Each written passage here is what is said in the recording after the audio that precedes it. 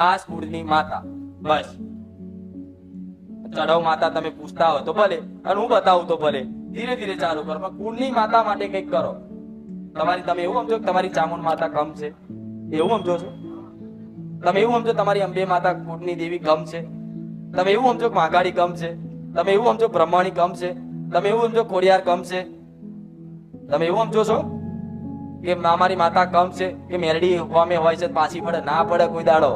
આદ્ય શક્તિથી જ બધા રૂપ ઉભા થયા છે. તો શું મસાણી મેરડી ગમે તેવી હોય તો શું મહાકાળીનું મન ના રાખે?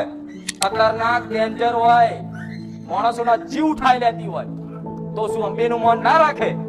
જમ એ આદ્ય શક્તિ પાર્વતીનું રૂપ કહેવાય છે. ઓપરેશન